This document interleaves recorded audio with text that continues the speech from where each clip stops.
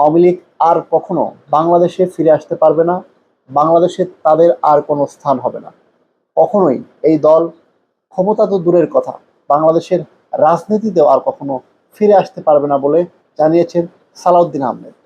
সালাউদ্দিন আহমেদ বলেছেন যে এই দলটির 2024 সালের 5ই আগস্ট মৃত্যু হয়েছে। আসসালামু আলাইকুম, আপনাদের সবাইকে শুভেচ্ছা জানাচ্ছি। আমি তানভীর হাসান। প্রিয় দর্শক, 2024 সালের 5ই আগস্ট ছাত্র জনতার ব্যাপক গণঅভ্যুত্থানে পতন হয় আওয়ামী লীগ সরকারের। দীর্ঘ 15 বছরের শাসনের অবসান ঘটিয়ে সাবেক প্রধানমন্ত্রী ও দলটির প্রধান শেখ হাসিনা ভারতে পালিয়ে যান। এরপর থেকে তিনি সেখানেই অবস্থান করছেন। সেখান থেকে তিনি সামাজিক যোগাযোগ মাধ্যমে বিভিন্ন সময় অডিও বার্তা দিয়ে তার দলের নেতাকর্মীদেরকে বিভিন্ন দিক নির্দেশনা দিয়ে আসছেন। এরই মধ্যে বাংলাদেশের আন্তর্জাতিক অপরাধ ট্রাইব্যুনাল একটি মামলায় তাকে মৃত্যুদণ্ডের সাজা দিয়েছেন। সেই মৃত্যুদণ্ডের সাজা মাথায় নিয়ে শেখ হাসিনা দেশে ফিরে আসার কথা জানিয়েছেন।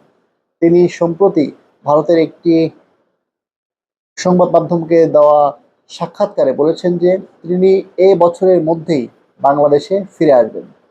এদিকে যখন তিনি ফিরে আসার ঘোষণা দিয়েছেন, ঠিক এই আলোচনার মধ্যেই বাংলাদেশের স্বরাষ্ট্রমন্ত্রী সালাউদ্দিন আহমেদ তিনি বলেছেন যে আওয়ামী লীগ সরকারের পতনের মধ্যে দিয়ে দলটির মৃত্যু হয়েছে এবং যখন তারা ভারতে পালিয়ে গেছেন, ভারতে পালিয়ে যাওয়ার মাধ্যমে দিল্লিতে আওয়ামী লীগের দাফন হয়েছে।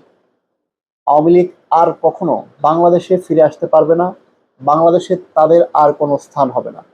কখনোই এই দল, ক্ষমতা তো দূরের কথা, বাংলাদেশের রাজনীতিতেও আর কখনো ফিরে আসতে পারবে না বলে জানিয়েছেন সালাউদ্দিন আহমেদ। সালাউদ্দিন আহমেদ বলেছেন যে এই দলটির 2024 সালের 5ই আগস্ট মৃত্যু হয়েছে এবং তাদের দাফন হয়েছে দিল্লিতে। শনিবার জুলাই গণঅভ্যুত্থানের 2 বছর পূর্তি উপলক্ষে এক অনুষ্ঠানে সালাউদ্দিন আহমেদ বলেছেন, আওয়ামী লীগের রাজনৈতিক পতন হয়েছে, আওয়ামী লীগের রাজনৈতিকভাবে নিপাত হয়েছে, নির্মূল হয়েছে, দাফন হয়ে গেছে দিল্লিতে। সেই আওয়ামী লীগ বাংলাদেশে আর কোনো দিন রাজনীতি করতে পারবে না। দর্শক, আওয়ামী লীগের পতনের মাধ্যমে তাদের নিপাত হয়ে গেছে, তারা আর কখনো বাংলাদেশে আসতে পারবে না বলে সালাউদ্দিন আহমেদ জানিয়েছেন। তিনি আরও বলেছেন, এই রকম একটি নৃশংস হত্যাকাণ্ড ও গণহত্যার পরে আজ পর্যন্ত সেই গণহত্যাকারী শেখ হাসিনা কোনো রকমের অনুশোচনা দেখায়নি। তারা জুলাই যোদ্ধাদের অপরাধী হিসেবে তকমা দিচ্ছে। বাংলাদেশের এই গণ অভ্যুত্থানকে তারা জঙ্গি তকমা দিচ্ছে। বাংলাদেশে নাকি জঙ্গিবাদের মধ্য দিয়ে তাদের রাষ্ট্র ক্ষমতা ছিনিয়ে নেওয়া হয়েছে। এর চেয়ে লজ্জাজনক আর কিছু নেই। তাদের মধ্যে অনুশোচনা নেই, দোষ স্বীকারের ইতিহাস তাদের নেই। তারা উল্টো বিদেশে বসে বাংলাদেশে এখন নাকি গণতান্ত্রিক সরকারের বিরুদ্ধে নানা ষড়যন্ত্র করছে। দর্শক, সালাউদ্দিন আহমেদ স্পষ্ট বললেন যে আওয়ামী লীগের নেতাকর্মীরা তারা বিদেশে বসে বাংলাদেশের যে বর্তমান সরকার রয়েছে তাদের বিরুদ্ধে নানা ধরনের ষড়যন্ত্র করছে। এবং আপনারা জানেন যে শেখ হাসিনা বিভিন্ন সময় গণমাধ্যমে কিংবা সামাজিক যোগাযোগ মাধ্যমে বিভিন্ন বক্তব্য দিয়েছেন। সেই বক্তব্যে তিনি 2024 সালের জুলাই মাসে যে আন্দোলন হয়েছিল সেই আন্দোলনকে জঙ্গিদের আন্দোলন বলে আখ্যা দিয়ে থাকেন। সালাউদ্দিন আহমেদ সেটি বলেছেন যে তাদের মধ্যে কোনো ধরনের অনুশোচনা নেই। তারা দীর্ঘ 15 বছর ক্ষমতায় ছিল এবং ভোট চুরির মাধ্যমে এই ক্ষমতাকে তারা পাকাপোক্ত করেছিল বলে তাদের বিরুদ্ধে অভিযোগ। সেই সব বিষয়ে এবং জুলাইয়ে যে হত্যাকাণ্ড হলো সেই বিষয়ে তাদের কোনো অনুশোচনা না দেখিয়ে বরং তারা এই আন্দোলনকে জঙ্গিবাদের আন্দোলন বলে চিহ্নিত করছেন বলে সালাউদ্দিন আহমেদ অভিযোগ করছেন।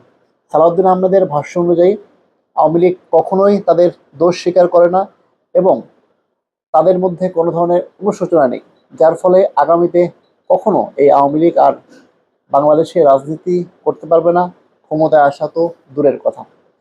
দর্শক, আওয়ামী লীগ তার বিগত 15 বছরের শাসনে এই বিতর্কিত 3টি নির্বাচন আয়োজন করেছিল। তাদের বিরুদ্ধে গুম, খুন, হত্যা, ব্যাংক লুট সহ বিভিন্ন অভিযোগ রয়েছে। এরই মধ্যে 2024 সালের 5ই আগস্ট তাদের পতন হয়ে যায়। তাদের পতনের পরে 2025 সালের 12ই ফেব্রুয়ারি একটি নির্বাচন অনুষ্ঠিত হয়। সেখানে তাদের অংশগ্রহণ করার কোনো সুযোগ ছিল না। এই নির্বাচনে বিএনপি একক সংখ্যাগরিষ্ঠতা লাভ করে সরকার গঠন করেছে। বিএনপি এবার বলছে যে আওয়ামী লীগের আর কখনো বাংলাদেশে রাজনীতি করার সুযোগ হবে না। দর্শক, আপনাদের কি মনে হয়, আওয়ামী লীগ কি বাংলাদেশের রাজনীতিতে আর কখনো ফিরে আসতে পারবে না? আপনাদের গুরুত্বপূর্ণ মতামত আমাদের কমেন্ট সেকশনে জানান। ধন্যবাদ।